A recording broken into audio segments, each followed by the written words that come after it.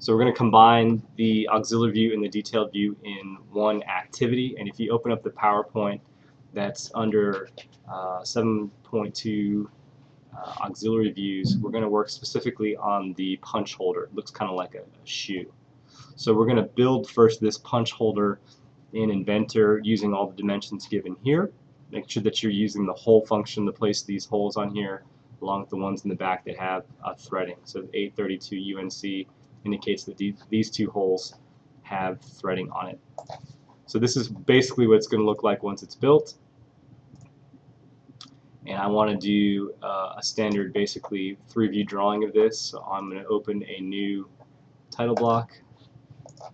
This one will be at full scale. So you want to put your information here. Auxiliary view.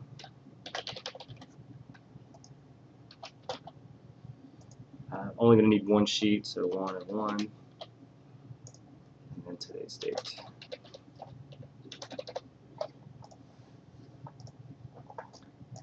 So I click base, like I do anytime I want to place something on the drawing, and I'm going to select the punch holder, which is what it's actually called.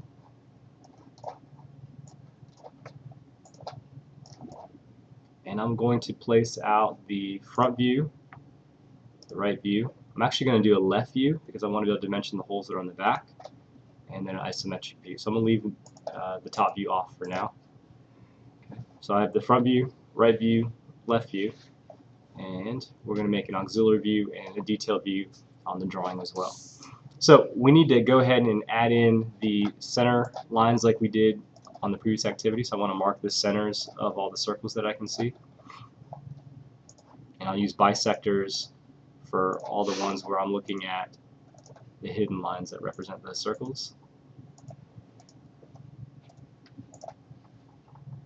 I also want to go back in and add the dimensions, and I would just use the PDF, right? All the dimensions that I needed on the PDF to create this drawing, they're all necessary, and so these are all the dimensions that I want to see go on the actual drawing sheet as well, right? So the overall width of the object, height of the object. I want to locate where the centers of these circles are.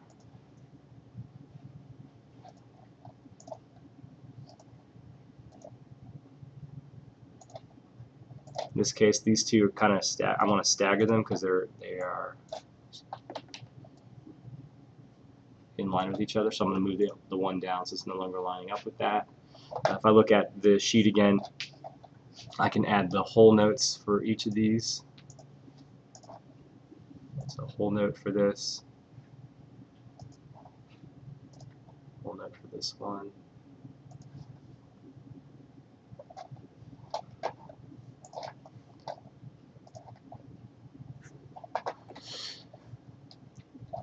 Place the rest of the dimensions on this front view. The only dimensions I don't want to place on the front view would be the dimensions for the holes, right? Because if I look at this view, I look at this front view, look at the side view, these are like ellipses. They're not the actual true size of the hole.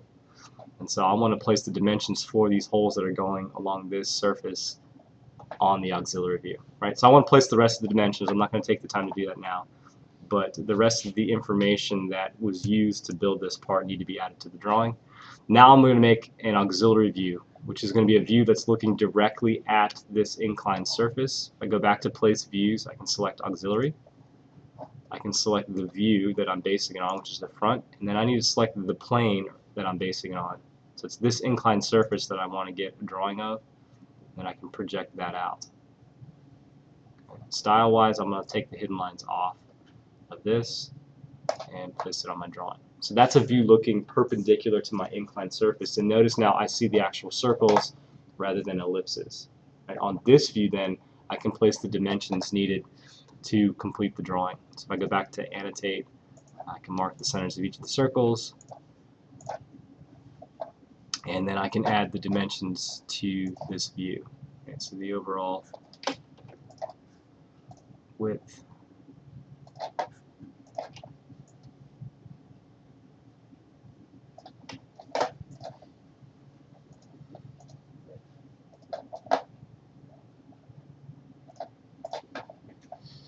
and then the location of each of these holes from the edge.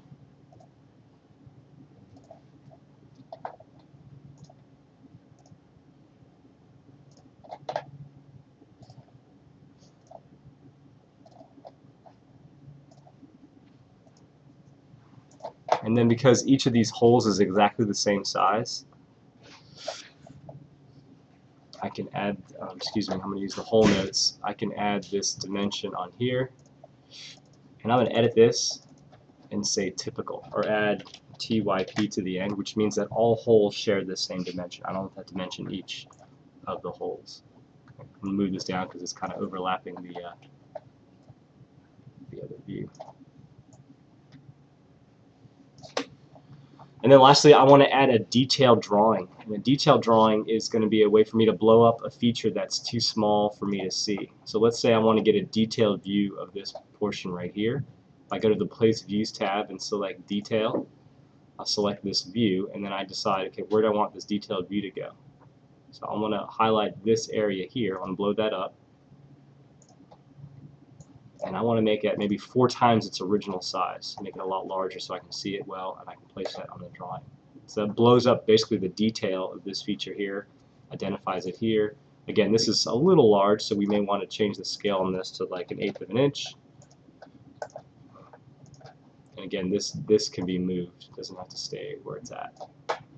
So on the detail view then I can add the features that were too small to add on the original drawing. Let's say I wanted to add the radius here, I can do that on my detailed drawing. So for this activity, we're going to build the punch holder. I want you to place that onto a drawing sheet.